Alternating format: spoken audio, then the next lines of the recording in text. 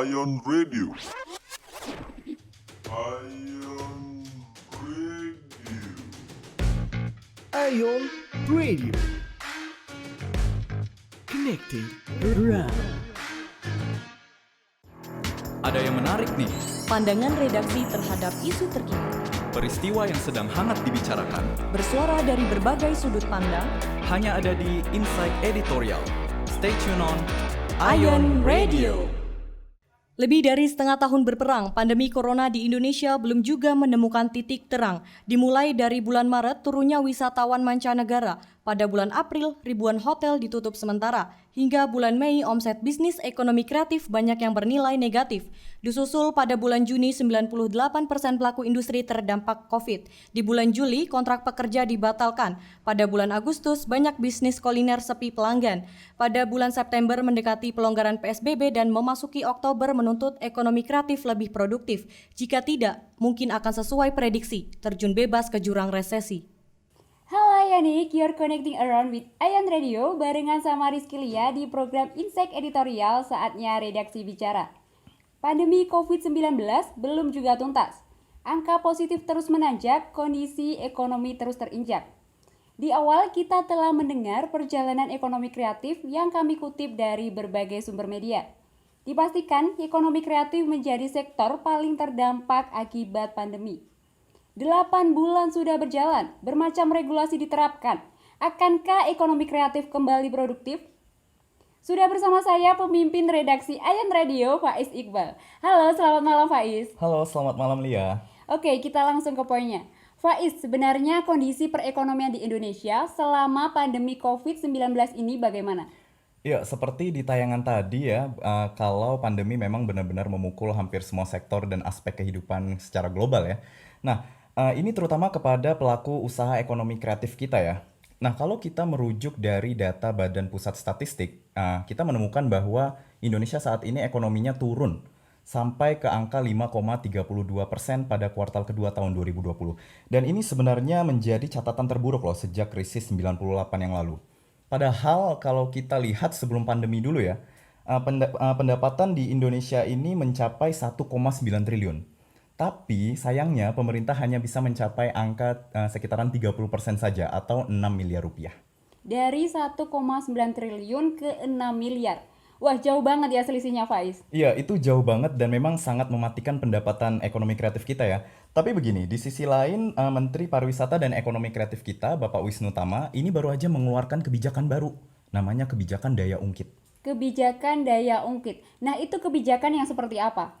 Oke, ini menurut saya menarik ya, karena kebijakan daya ungkit ini diciptakan untuk mendorong satu subsektor ke subsektor lainnya.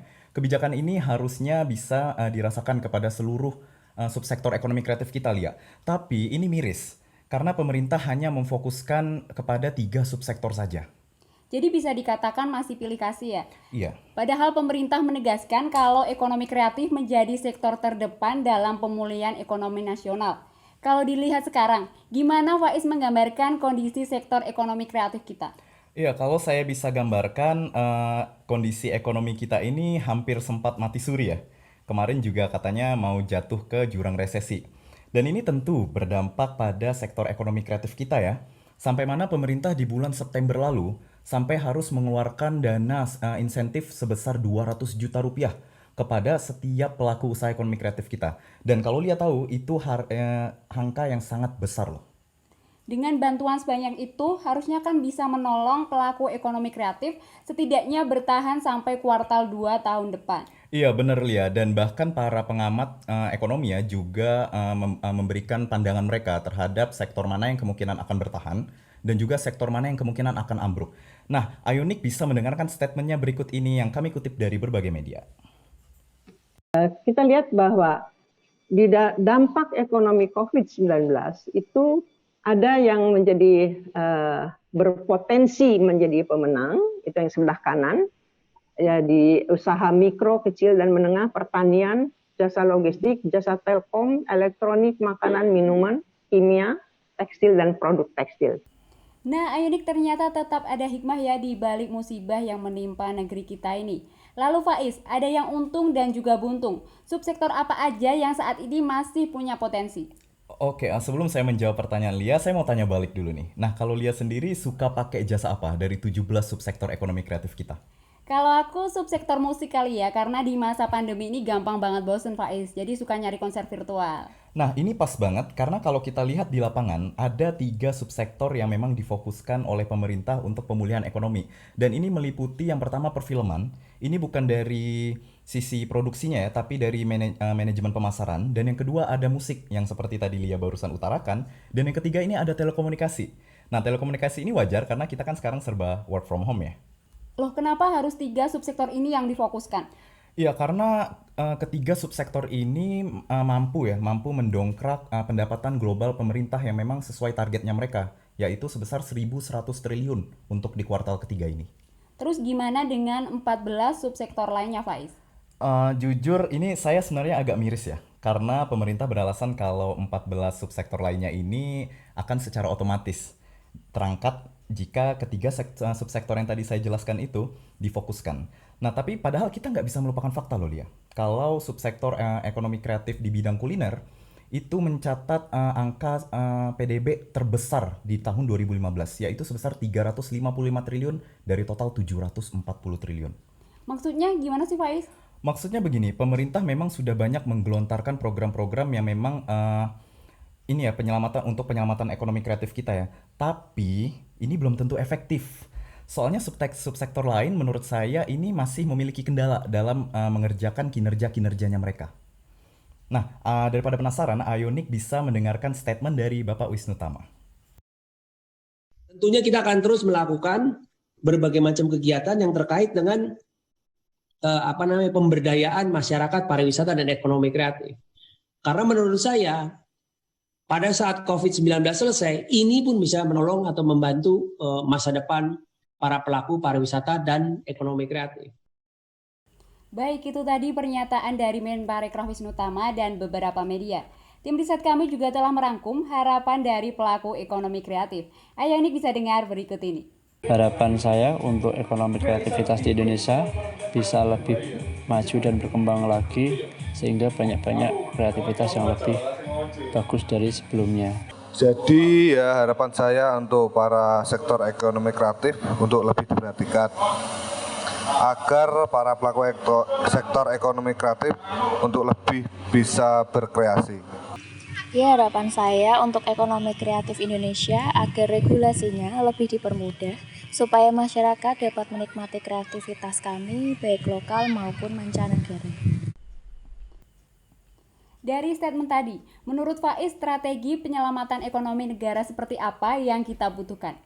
Iya, saya setuju ya dengan kebijakan yang tadi dilontarkan oleh Bapak Wisnu Tama. Tapi begini, akan lebih baik jika pemerintah juga dapat menerapkan yang namanya exit strategy, ya.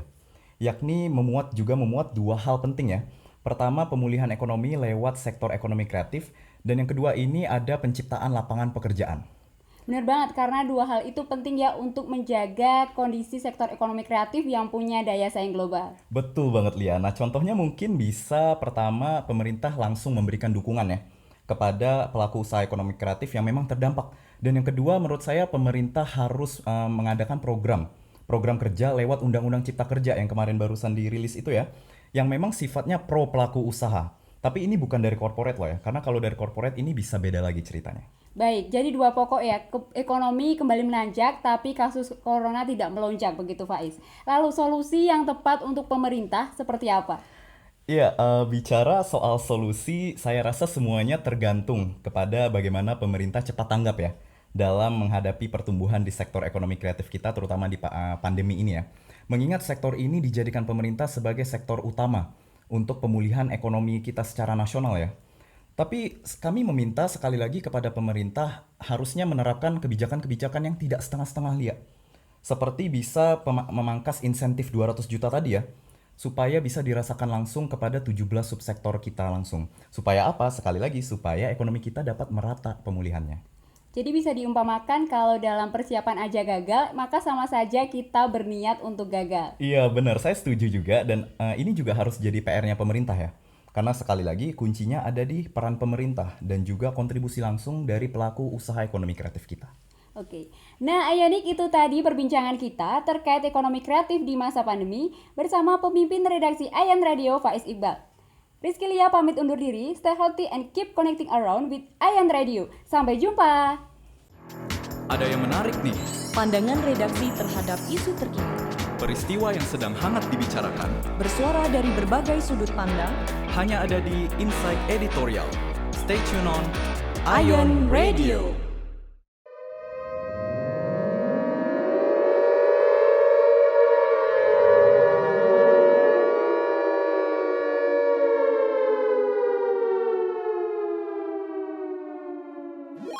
Ion Radio.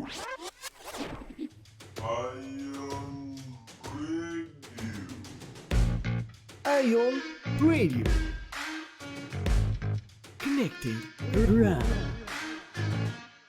Acara ini didukung oleh iFrame, Kopi Konser, Emina, Crashby, Simfonima, Red Doors, Media Partner, Magenta Radio, Atmajaya Radio, Radio Star FM, MMTC Radio, Saka FM, Transmania_YK, netpeople.yk, High Event, Unisi FM, Radio Edukasi.